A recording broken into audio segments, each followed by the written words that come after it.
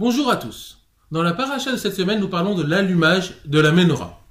Il est intéressant de noter que la menorah est le seul ustensile que Moshe Rabbeinu n'arrivait pas à réaliser, à comprendre comment le fabriquer, au point qu'Akadosh Baruch Hu a dû lui montrer une menorah en feu pour lui expliquer. Qu'est-ce que Moshe Rabbeinu n'arrivait pas à comprendre? Si on dit que c'est parce que c'était en un seul bloc, il faut rappeler que les kérouvim également étaient faits en un seul bloc et que Moshe n'a eu aucune complication à l'idée de les fabriquer.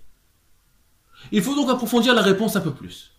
Ce que Moshe ne comprenait pas, c'est comment est-ce que la menorah, qui est quelque chose de matériel, pouvait repousser de l'obscurité spirituelle. Car rappelons-le, le but de la menorah était là pour éclairer le monde. Comme on le voit ne serait-ce que dans les fenêtres du Beth Amikdash, elles étaient étroites vers l'intérieur et écartées vers l'extérieur. Car la menorah, en effet, était là pour éclairer le monde. Et c'est ça que Moshe Rabbeinu n'arrivait pas à comprendre. Comment est-ce que quelque chose de matériel peut élever du spirituel? Que lui montre Akadosh Baruch Hu? Il lui montre la menorah en feu. Il lui montre le feu de Gdusha qui habite à l'intérieur de chaque juif. Et donc, que le matériel et le spirituel peuvent cohabiter. Pour nous, dans la vie de tous les jours, qu'est-ce que cela vient nous apprendre?